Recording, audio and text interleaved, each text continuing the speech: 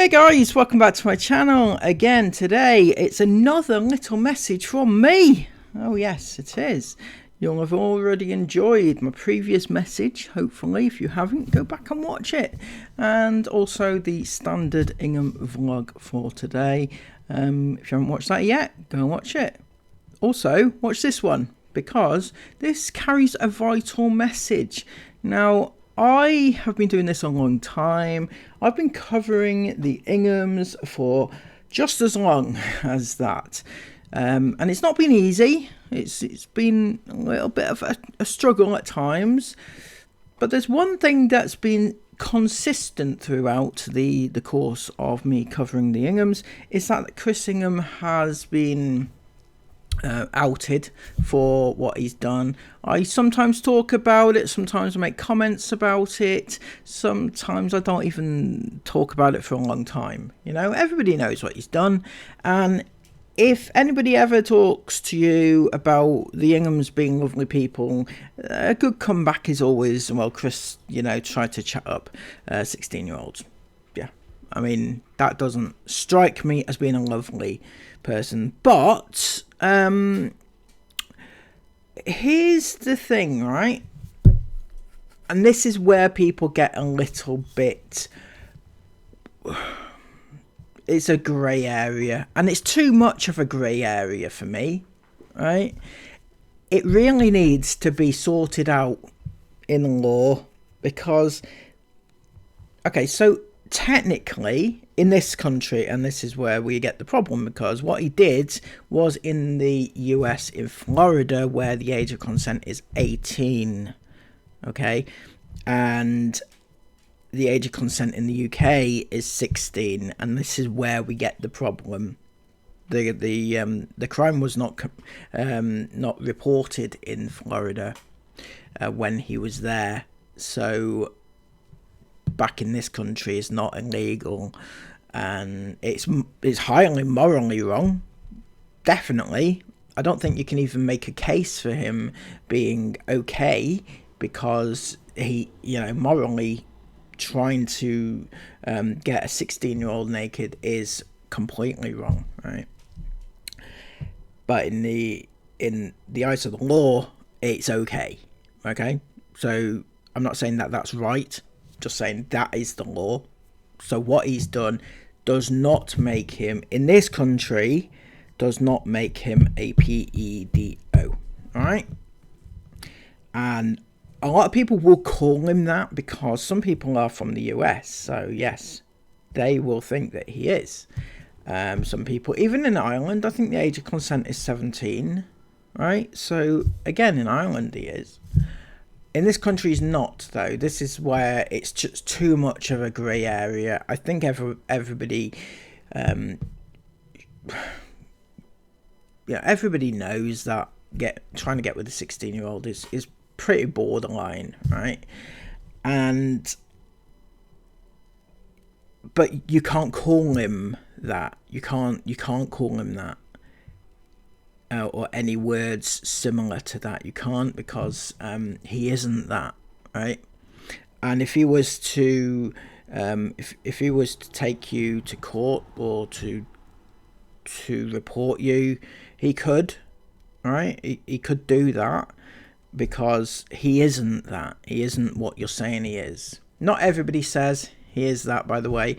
I call him a predator, because you can be a predator at any age and go for people at any age, right? So but you can't call him a PEDO or an NONCE or any of those similar words. You can't. That's not me defending anything that he's done. What I'm saying, right, okay, is that it's not very nice to be called, and I know this is totally going to sound like I'm defending him, but I'm not, right? And people do not care whether or not it's nice towards Chris, because they don't like him, they dislike him. But again, no matter how much you dislike somebody, calling them those words when they are not that is really not nice. It's not nice to hear. It's not nice to feel, and it's just really not nice. Right. So I've been called that time after time because I've been doing this, because I've been doing things on my channel, talking about children. Now, some people that get that confused, they think I'm talking about the children. I'm talking about the families. I'm talking about why it's wrong to use your kids, right?